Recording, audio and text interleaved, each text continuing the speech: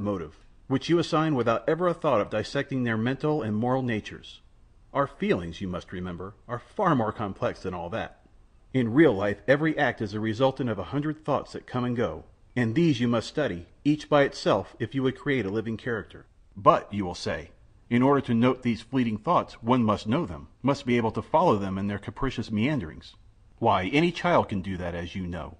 You have simply to make use of hypnotism, electrical or human, which gives one a twofold being, setting free the witness personality so that it may see, understand, and remember the reasons which determine the personality that acts. Just study yourself as you live from day to day, my dear lass. Imitate your associate whom I was complimenting a moment ago. Let yourself be hypnotized. What's that? You've tried it already? Not sufficiently, then. Not sufficiently. Mr. Smith continues his round and enters the reporters' hall. Here 1,500 reporters, in their respective places, facing an equal number of telephones, are communicating to the subscribers of the news of the world as gathered during the night. The organization of this matchless service has often been described. Besides his telephone, each reporter, as the reader is aware, has in front of him a set of communicators, which enable him to communicate with any desired telephotic line. Thus the subscribers not only hear the news, but see the occurrences. When an incident is described that has already passed, photographs of its main features are transmitted with the narrative. And there is no confusion withal. The reporter's items, just like the different stories and all the other components of the journal, are classified automatically according to an ingenious system, and reach the hearer in due succession. Furthermore, the hearers are free to listen only to what specially concerns them. They may at pleasure give attention to one editor and refuse it to another. Mr. Smith next addresses one of the 10 reporters in the astronomical department, a department still in the embryonic stage, but which will yet play an important part in journalism. "Well, Cash, what is the news?" "We have phototelegrams from Mercury, Venus, and Mars." "Are those from Mars of any interest?" "Yes, indeed. There is a revolution in the Central Empire." "And what of Jupiter?" asked Mr. Smith. "Nothing as yet. We cannot quite understand their signals. Perhaps ours did not reach them." "That's bad," exclaimed Mr. Smith, as he hurried away, not in the best of humor, toward the hall of the scientific editors. With their heads bent down over their electric computers, 30 scientific men were absorbed in transcendental calculations. The coming of Mr. Smith was like the falling of a bomb among them. "Well, gentlemen, what is this I hear? No answer from Jupiter?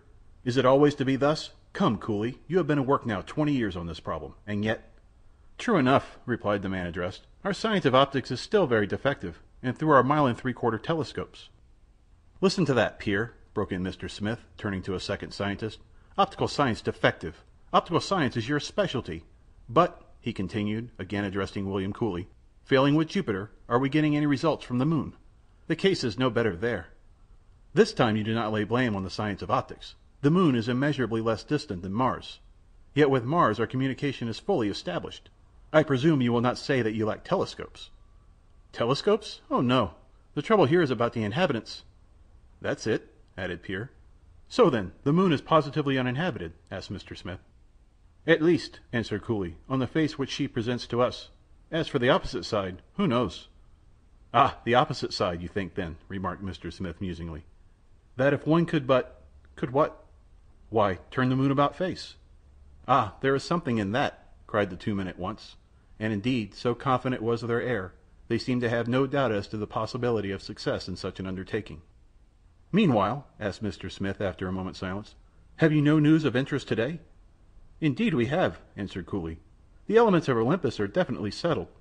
That great planet gravitates beyond Neptune at the mean distance of 11,400,799,642 miles from the sun, and to traverse its vast orbit takes 1,311 years, 294 days, 12 hours, 43 minutes, 9 seconds.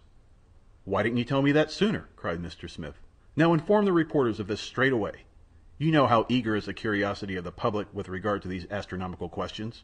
That news must go into today's issue." Then, the 2 men bowing to him, Mr. Smith passed into the next hall, an enormous gallery upward of 3,200 feet in length, devoted to atmospheric advertising. Everyone has noticed these enormous advertisements reflected from the clouds, so large that they may be seen by populations of whole cities or even of entire countries. This, too, is one of Mr. Fritz Napoleon Smith's ideas. And in the Earth Chronicle building 1,000 projectors are constantly engaged in displaying upon the clouds these mammoth advertisements. When Mr. Smith today entered the Sky Advertising Department, he found the operators sitting with folded arms on their motionless projectors, and inquired as to the cause of their inaction. In response the man addressed simply pointed to the sky, which was of a pure blue. "Yes," muttered Mr. Smith, "a cloudless sky. That's too bad. But what's to be done? Shall we produce rain? That might do. But is it of any use? What we need is clouds, not rain. Go," said he, addressing the head engineer, "go see Mr. Samuel Mark, of the Meteorological Division of the Scientific Department, and tell him for me to go to work in earnest on the question of artificial clouds.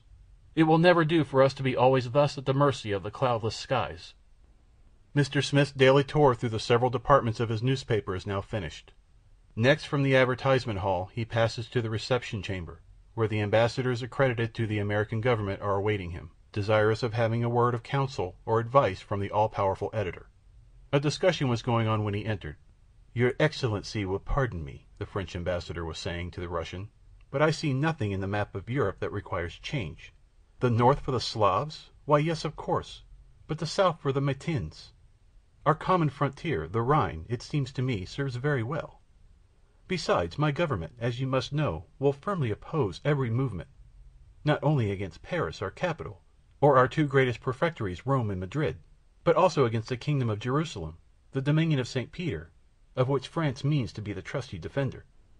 "Well said!" exclaimed Mr. Smith. "How is it," he asked, turning to the Russian ambassador, "that you Russians are not content with your vast empire, the most extensive in the world, stretching from the banks of the Rhine to the celestial mountains of the Karakoram, whose shores are washed by the frozen ocean, the Atlantic, the Mediterranean, and the Indian Ocean?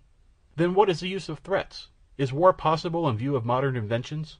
Asphyxiating shells capable of being projected a distance of 60 miles?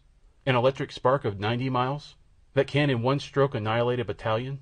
To say nothing of the plague, the cholera, the yellow fever, that the belligerents might spread among their antagonists mutually, and which would in a few days destroy the greatest armies." "True," answered the Russian. "But can we do all that we wish? As for the Russians, pressed on our eastern front by the Chinese, we must at any cost put forth our strength for an effort toward the west." "Oh, is that all? In that case," said Mr. Smith, "the thing can be arranged. I will speak to the Secretary of State about it. The attention of the Chinese government shall be called to the matter. This is not the first time that the Chinese have bothered us." "Under these conditions, of course," and the Russian ambassador declared himself satisfied. "Ah, Sir John, what can I do for you?" asked Mr. Smith as he turned to the representative of the people of Great Britain, who till now had remained silent. "A great deal," was the reply, "if the Earth Chronicle would but open a campaign on our behalf." "And for what object?" "Simply for the annulment of the act of Congress annexing to the United States the British Islands. Though, by a just turnabout of things here below, Great Britain has become a colony of the United States, the English are not reconciled to the situation. At regular intervals they are ever addressing to the American government vain complaints." "A campaign against the annexation that has been an accomplished fact for 150 years!" exclaimed Mr. Smith. "How can your people suppose that I would do anything so unpatriotic?" "We at home think your people must now be sated. The Monroe Doctrine is fully applied. The whole of America belongs to the Americans. What more do you want? Besides, we will pay for what we ask." "Indeed!" answered Mr. Smith, without manifesting the slightest irritation. "Well, you English will ever be the same. No, no, Sir John, do not count on me for help. Give up our fairest province, Britain? Why not ask France generously to renounce possession of Africa, that magnificent colony the complete conquest of which cost her the labor of 800 years? You will be well received." "You decline. All is over, then," murmured the British agent sadly. "The United Kingdom falls to the share of the Americans, the Indies to that of—" "The Russians," said Mr. Smith, completing the sentence. "Australia has an independent government." "Then nothing at all remains for us," sighed Sir John, downcast.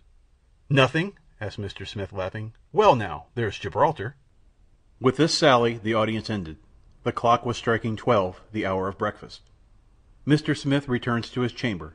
Where the bed stood in the morning, a table all spread comes up through the floor. For Mr. Smith, being above all a practical man, has reduced the problem of existence to its simplest terms. For him, instead of the endless suites of apartments of olden time, one room fitted with ingenious mechanical contrivances is enough.